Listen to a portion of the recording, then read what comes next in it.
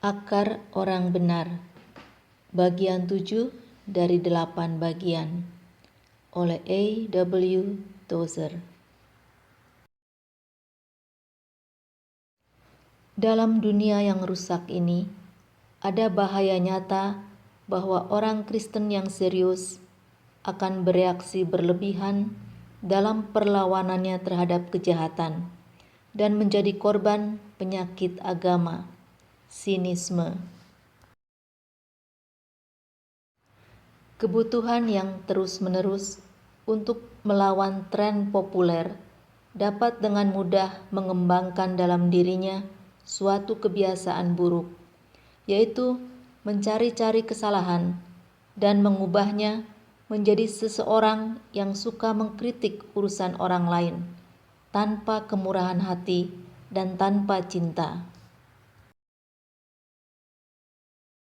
Apa yang membuat roh sinis ini sangat berbahaya adalah bahwa orang sinis biasanya benar. Analisisnya akurat, penilaiannya boleh dipercaya. Dia dapat membuktikan bahwa dia benar dalam pandangan moralnya. Akan tetapi, untuk semua kesalahannya, dia benar-benar salah. Tetapi karena dia benar, dia tidak pernah curiga betapa tragisnya kesalahannya. Tanpa terasa, dia meluncur ke dalam kondisi kepahitan kronis dan akhirnya menerima hal itu sebagai sesuatu yang normal. Rasa syukur memiliki kekuatan penyembuhan yang besar. Hati yang terus-menerus dipenuhi dengan rasa syukur akan aman dari serangan-serangan kebencian dan kemurungan yang mengganggu begitu banyak orang beragama. Orang yang memiliki hati yang bersyukur tidak akan sinis. Kita tidak boleh menganggap berkat apapun sebagai hal yang biasa, tetapi menerima segala sesuatu sebagai hadiah dari Bapa.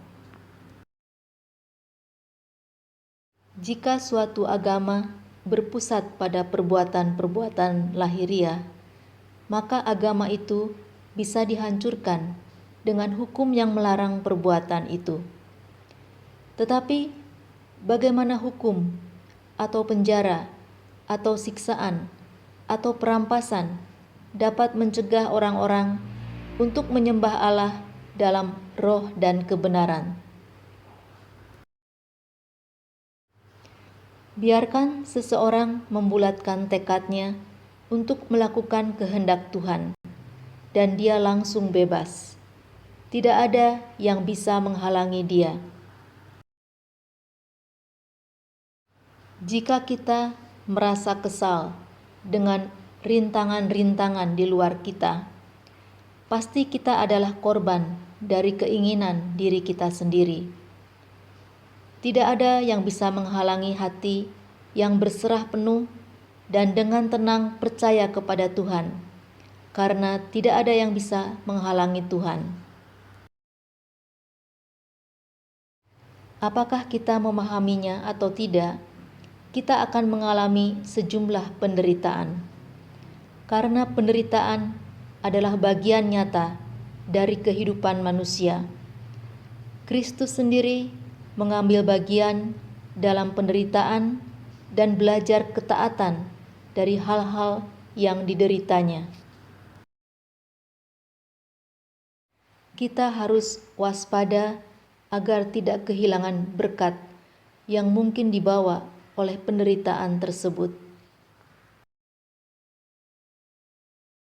Ketika sebuah paku telah menyerah pada kehendak seorang tukang dan mendapat sedikit gambaran tentang rencananya yang baik untuk masa depan, paku itu akan menyerah pada palu tanpa mengeluh.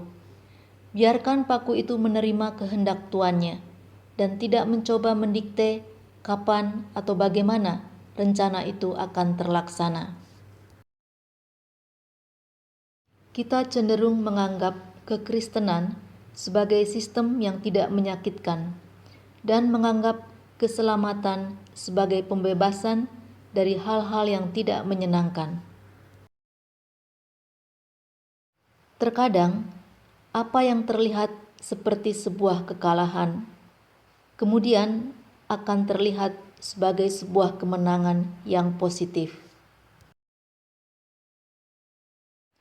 Ketika Yusuf dijual sebagai budak, tampaknya itu merupakan akhir bagi si pemimpi muda.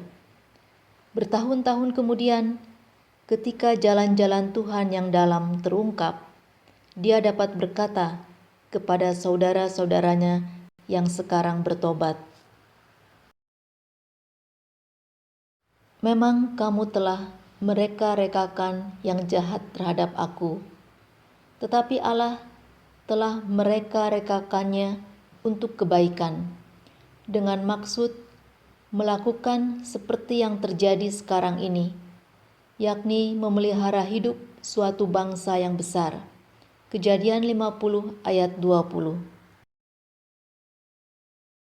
Sadrah, Mesah, dan Abednego yang tidak tahu bagaimana semuanya akan berakhir, memberitahu raja dengan berani, "Allah yang kami sembah dapat melepaskan kami dari perapian yang menyala-nyala, dan Dia akan membebaskan kami dari tanganmu, ya Raja. Tetapi jika tidak, ketahuilah, ya Raja, bahwa kami tidak akan melayani dewa-dewamu." Dan mungkin selama 1 menit, ketika mereka kesulitan bernapas, mereka mengira waktunya telah tiba. Tapi Tuhan melihat sebaliknya dan mengubah kekalahan mereka menjadi kemenangan.